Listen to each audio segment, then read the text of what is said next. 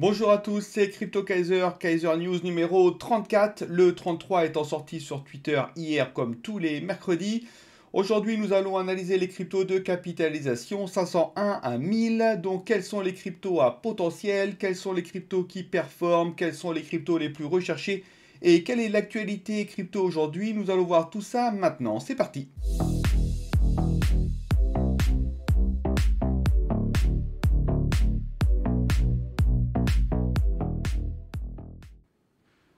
Alors avant de débuter, pour rappel, bientôt sortira le Kaiser News nouveau format où je vais analyser l'ensemble des capitalisations chaque jour. Il y aura également d'autres évolutions. Je vous invite d'ailleurs à regarder ma vidéo de lundi pour voir en détail ce qu'il y aura dans ces nouveaux Kaiser News. Donc ça avance bien, je devrais pouvoir le sortir lundi. Logiquement, si tout se passe bien, ça prend beaucoup de temps au niveau des calculs et de la refonte du logiciel. Mais voilà, j'ai bon espoir de pouvoir vous fournir quelque chose semaine prochaine. Donc on y va, la capitalisation globale au 8 mars 2023 qui s'est terminée à 1 h du matin. Pour rappel, je ne m'intéresse qu'aux clôtures. Le reste pour moi étant du bruit. Donc ce qu'on peut dire, c'est que le marché a encore retracé 2,36%, capitalisation totale de 1040 milliards de dollars. Le Bitcoin est à 21 735 dollars, il a perdu 2,15%. L'Ethereum a retracé de 1,85% et les altcoins en général ont retracé de 2,78%. Donc on va regarder rapidement le graphique. Alors on peut dire quand même qu'on a pas mal de mauvaises nouvelles, quoi qu'on puisse en dire. On a les nouvelles concernant déjà le BUSD qui n'était pas bonne. On a eu Silvergate qui là apparemment ça y est a déposé le bilan, donc ça c'est vraiment pas de bon augure non plus. On a en plus Monsieur Powell de la Fed qui parle et qui a finalement à demi-mot annoncé qu'il allait rehausser les taux sûrement à 0,5 plutôt que les 0,25 escomptés. Donc tout ça, ça fait des mauvaises nouvelles qui s'accumulent, sans côté aussi Binance qui est un peu dans l'œil de la SEC. Donc voilà, ça fait quand même pas mal de choses, pas mal de catalyseurs externes. Donc forcément, on subit retracement sur retracement. Voilà, bon, après, c'est vrai qu'on a beaucoup de mauvaises nouvelles. Moi, personnellement, je constate que c'est pas non plus un retracement qui est énorme, ce qu'on a. Alors, on a des vagues successives, certes, mais à mon sens, encore une fois, je vois pas mal sur Twitter ou autres qui disent ça y est, le bear market est de retour, c'est fini, etc. Il faut apprendre à être patient, il faut pas avoir de réaction épidermique. C'est vrai que ça retrace, mais ça, c'est toujours bien orienté. J'ai pas de raison forcément d'avoir des avis si négatifs que ça. Voilà, on a des sommets toujours qui sont ascendants. Effectivement, là, on a retracé pas mal. On est venu, vous voyez, d'ailleurs, juste sur le support que je vous avais indiqué, les 21 664. Alors, je parle pas des mèches, je parle plutôt des clôtures. Donc, vous voyez, parce que ici, en fait, on avait buté sur ce support-là, la lagging span-là, et là, on revient buter sur le même support. Est-ce qu'on pourrait avoir éventuellement sur les clôtures à double bottom pour peut-être repartir?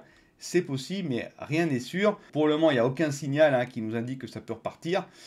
Mais voilà, en tout cas, le support pour le moment est tient. Si celui-ci venait à lâcher, qu'est-ce qu'on aurait? On aurait ce support ici après. C'est un ancien niveau de Keijun hebdomadaire, qui est d'ailleurs maintenant rejoint par la Tekan hebdomadaire. Donc ce niveau-là devrait faire office de support assez conséquent, surtout que ça forme bien à plat, là, la Tekan. Donc ça, c'est pas mal. Et ensuite, on a notre fameux support, le gros support, celui qu'il ne faut pas, par contre, passer à la baisse. Là, mon discours sera différent. C'est celui-ci qui est à un niveau de Teikan mensuel et de Keijun hebdomadaire. C'est le niveau actuel de la Keijun, les 20 410 là. Alors, ce que je vous ai également mis ici, c'est ce petit point violet là. Ça sera la Teikan hebdomadaire, donc celle-ci là, qui, voilà, la semaine prochaine, donc dans la nuit de dimanche à lundi, si on n'a pas vraiment de nouveau plus bas très important, de nouveau plus haut, devrait être ici. Donc, ça veut dire que la Teikan remontera d'un coup et ça pourrait éventuellement faire office de support à voir. C'est une hypothèse comme une autre. Voilà, donc pour le moment, le marché est bien orienté, beaucoup de mauvaises nouvelles, ça retrace, mais il n'y a pas que Bitcoin qui retrace. On garde quand même une certaine résilience, à mon sens, au niveau du marché. À voir comment ça va évoluer tout ça. Je continue avec le Fear and Greed justement. Donc évidemment, avec toutes ces nouvelles et tous ces retracements, le sentiment a basculé côté peur. Donc maintenant, on est à 44, on a perdu 6 places depuis la journée d'hier. côté évolution du sentiment, hein, donc on range un peu dans cette zone, hein, on range entre euphorie et peur, mais pas non plus de peur exacerbée par les retracements, ça c'est pas mal, hein, on a quand même une confiance qui reste. Donc à voir comment ça va évoluer tout ça. Le classement global, c'est-à-dire le classement des 15 premières capitalisations, il n'a pas beaucoup évolué, hein. On a par contre à noter que le Polygon a reperdu une place au profit du Dogecoin, hein, qui arrive 9e, hein. Polygon qui a perdu 8%, c'est quand même important, hein, pour Polygon, le Layer 2, mais bon, c'est vrai que c'est un token aussi, les Layer 2, ils ont beaucoup pris, hein, et voilà, ça a le vent en poupe quand même, quoi qu'on puisse dire. Donc là, ça peut être un retracement lié au contexte, plus un retracement technique qui pourrait expliquer ces 8%. Le Dogecoin aussi qui perd 4%, et on a aussi Solana, hein, Solana là qui a perdu 9%. Ça, c'est quand même important, hein, de la part de Solana. Sa capitalisation descend à 7 milliards. Il se rapproche, hein, du Polkadot et du Shiba Inu. Pour le reste, pas grand-chose. Les volumes ne sont pas non plus hyper conséquents. Le marché est un petit peu morose en ce moment. Il faudra attendre qu'il reprenne un peu de couleur. Mais dans ce contexte, nous avons quand même des coins qui ont performé, évidemment. Donc ça, c'est sur la journée d'hier, hein. Pour rappel, je fais une triple analyse. L'analyse côté prix, l'analyse côté volume et l'analyse côté classement. Alors côté prix, c'est GNY, hein, qui s'en tire très bien. Alors justement, GNY, c'est quoi?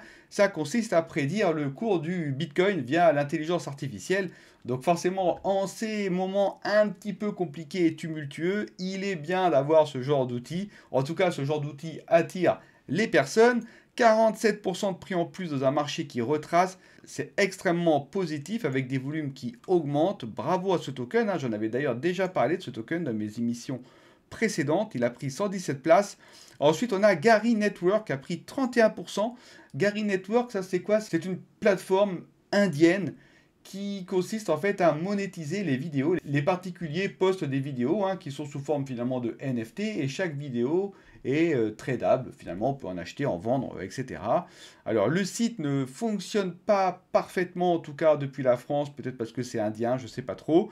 Mais après, j'ai vu quelques vidéos quand même. Voilà, c'est une sorte de réseau social où on monétise ces vidéos. 31% d'augmentation, très bien. Ensuite, on a Révolution Populi au niveau du volume. Alors, le niveau du prix, c'est léger 1%, mais ça reste positif dans un marché qui retrace, attention.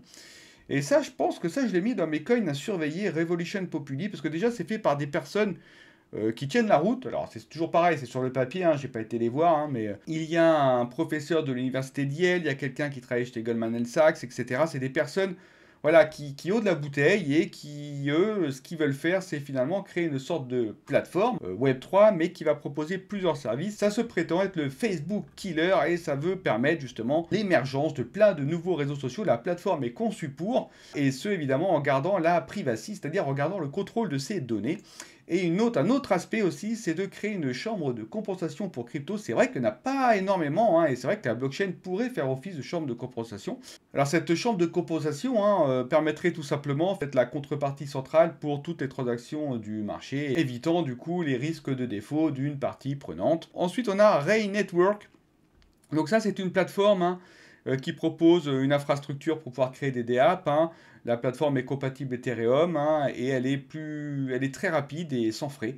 Donc ça, c'est toujours intéressant. Il y a 10% de prix en plus, 1833% de volume en plus. Et ensuite, au niveau du classement, c'est encore GNI, hein, qui a pris 117 places et Gary Network a pris 89 places. Donc bravo à ces tokens-là. Côté token, où ça va un petit peu moins bien. Donc on a Timeless, ça c'est un protocole d'optimisation de yield market, hein, ça permet d'optimiser les rendements, qui a perdu 20% et 6% de volume en moins. Ensuite on a Nonet, hein. Nonet c'est du cloud computing, hein, c'est l'ensemble des cartes graphiques, des objets connectés, etc. qui sont mis à contribution pour faire des calculs complexes. Donc lui il a perdu 20%. Ensuite, on a Lossless. Ça permet la mise en place de protection contre le piratage sur Ethereum notamment. Il était d'ailleurs en coin du jour, hein, dans l'une de mes vidéos, d'ailleurs, tout comme Opcity. Donc Lossless a perdu 7% en prix et 98% en volume, 15% en prix, 80% de volume pour Opcity. Opcity, c'est un métaverse, pour rappel. Et ensuite, dans le classement, ceux qui ont perdu le plus de places, on a Nonet, hein, qui a perdu 87 places. Et l'USDK, ça c'est le stablecoin de Ocalink, hein, c'est une fintech chinoise, mais qui est backé en collatéral par Prime Trust, une société fiduciaire américaine. Je continue avec les cryptos qui ont le mieux performé dans les trois composantes à la fois, que ce soit le rang, le prix et le volume. Donc nous avons en 1, alors sur les 48 dernières heures, nous avons en 1, c'est CoinStamp. Ça permet tout simplement la sécurisation des smart contracts. Alors effectivement, à tout ce qui est aspect sécurité, c'est vrai que ça marche beaucoup parce que les cryptos sont malheureusement sujettes à énormément de hacks et d'attaques en tout genre. Ensuite, en 2, on a le Gary Network qui a bien performé sur les 48 dernières heures, j'en ai déjà parlé. Ensuite, on a le Ray Network qui arrive en 3e position, j'en ai parlé également. Ensuite, nous avons Rook. Alors Rook, ça permet de récupérer la MEV. Alors pour ceux qui ne le savent pas, c'est la Maximum Extractable Value. Et de la redistribuer équitablement à ceux qui l'ont générée. Alors je vous invite à vous renseigner sur ce qu'est la MEV. Je ne peux pas vous le faire là parce que ça me prendrait trop de temps. Mais c'est vrai qu'aujourd'hui, il y a beaucoup d'argent qui est pillé par des robots un peu prédateurs qui ont la possibilité de lire la même pool et donc voilà, de profiter de toute cette manne financière et donc de la récupérer, voilà, alors que logiquement, elle devrait plutôt revenir à des personnes comme les mineurs ou les validateurs. Ça, c'est un vrai problème d'actualité et Rook permet de répondre à cette problématique. Donc en tout cas, 83 places en plus, 25% du prix en plus, bravo à lui. Et ensuite, on a Air Cryptocurrency, Moon. Alors ça, c'est tout simplement les fondateurs de Reddit qui ont créé ce token. Moon, c'est un token ERC20 sur Arbitrum. Et ce token est la récompense pour toutes les personnes qui contribuent au Air Cryptocurrency Moon sur Reddit. Je continue avec les 5 cryptos qui sont les plus performantes sur les 7 derniers jours. Donc on a 3. Alors 3, je vous en avais déjà parlé dans mes émissions précédentes, je ne sais pas si vous vous rappelez, il m'avait fait d'ailleurs bonne impression, 110 places en plus, 22% de prix en plus. Alors 3, c'est un liquidity aggregator, donc ça récupère de la liquidité des pools de liquidité, des exchanges, des DEX, etc. C'est également d'ailleurs un DEX, c'est également un exchange, et en plus ça propose des données analytiques qui sont assez intéressantes sous forme de data viz. Donc je vous invite à aller voir, c'est pas mal du tout. Ensuite, on a CoinStamp en 2e position, ça j'en ai déjà parlé ci-dessus. Gary Network, j'en ai également parlé. Powerpool, alors ça c'est une plateforme qui permet de fournir des outils automatiques sur la DeFi. Donc ça c'est pareil, 57 places en plus, 8% d'augmentation de prix et une belle augmentation de volume. Et enfin, nous avons toujours Air Cryptocurrency Moon. Alors le volume est limite, 114 000 $, mais il passe. Pour rappel, ces tableaux, le volume minimum pour y figurer est de 100 000 $ de volume. Donc sur la journée d'hier, c'est parfait. Donc il a pris, lui, 17% côté prix. Je continue maintenant avec les tokens qui sont les plus recherchés niveau mondial sur CoinGecko. Le token le plus recherché hier, c'est Mina Protocol. Donc pour ceux qui ne connaissent pas, c'est une blockchain dite légère, respectueuse de la vie privée, car basée sur le Zero Knowledge Proof, la preuve de divulgation à connaissance nulle. Donc ça c'est pareil, elle a perdu 9%, mais elle est pas mal recherchée, elle a pris 11% côté volume. Ensuite on a Zigzag, ça c'est un DEX chinois qui a perdu 7% et qui a pris 8% au niveau du volume et qui a perdu 16 places. Et ensuite on a Blur qui a perdu 10 places, moins 13%, 2% de volume. Ça c'est une marketplace NFT. Je continue avec le calendrier économique. Alors évidemment, donc les deux discours de Powell, ici et ici, ça a fait mal. Il y a eu de la volatilité. Je pensais qu'il y en allait en avoir moins, mais bon, finalement, ça n'avait pas encore vraiment été pricé par le marché. On s'y attendait que les taux allaient peut-être passer à 0,5, mais le fait de le dire, ça a quand même donné un électrochoc. Et c'est vrai qu'on a une volatilité un peu plus importante que celle que je prévoyais. Donc ce qui va se passer aujourd'hui, c'est qu'attention, on a les chiffres de l'emploi qui vont sortir à 14h30, tout comme demain d'ailleurs, le chiffre le taux de chômage, ça c'est extrêmement important demain. Mais déjà là, on aura un petit aperçu avec les chiffres de 14h30. Donc ça mesure le nombre de personnes qui ont demandé les assurances chômage. Plus ce chiffre est important, évidemment, moins l'économie va, mais par contre, mieux c'est pour l'inflation. Et comme là, on est encore focus sur l'inflation, donc voilà, on attend 195, il faudrait que ça soit 195 ou plus, ça serait super. En même temps, c'est vrai que les fintech, les GAFA et autres licencient massivement aux États-Unis, donc à un moment donné, ça va bien se retrouver dans les chiffres. Donc voilà, logiquement, on devrait être minimum à ce niveau-là. Et demain, on aura le taux de chômage, donc ça, c'est extrêmement suivi. À voir. Je continue et je termine par évidemment les coins de la semaine. Donc c'est demain qu'aura lieu le nouveau coin de semaine. Là c'est encore au Poulouse parce que comme j'étais en vacances la semaine dernière, il est resté du coup 2 semaines celui-ci. Qu'est-ce que je peux vous dire? C'est toujours pareil. Pour le moment, évidemment, on ne fait rien sur nos coins. Chromia est à moins 26, DOT moins 19 et Opulus à moins 37. Moi, voilà, moi j'en ai pris un peu de chaque de ces tokens-là et j'attends patiemment que le marché reprenne pour pouvoir voilà, progressivement prendre des TP sur mes tokens. Le Discord est toujours à votre disposition, hein, si vous avez des choses à dire ou même des indications ou des petits tips à donner à la communauté. Il y a pas mal de salons hein, entre le masternode, le mining, le staking. Vous avez également, si vous avez des idées d'indicateurs ou des idées pour rendre les vidéos YouTube un peu plus pertinentes, n'hésitez pas, il est à votre disposition. Pour rappel, je ne fais aucun sponsoring hein, sur mes vidéos, hein, ça c'est clair, je le dis à chaque fois, mais c'est quand même important de le savoir. Et enfin, voilà, n'oubliez pas de liker et de vous abonner à cette vidéo. J'attends de vous un engagement sans faille pour me permettre de continuer longtemps mes vidéos.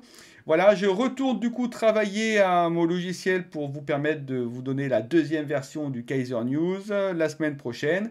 Je vous souhaite donc à tous bon courage pour votre journée et je vous dis à demain pour l'analyse des cryptos de capitalisation 1001 à 1500. Bye bye!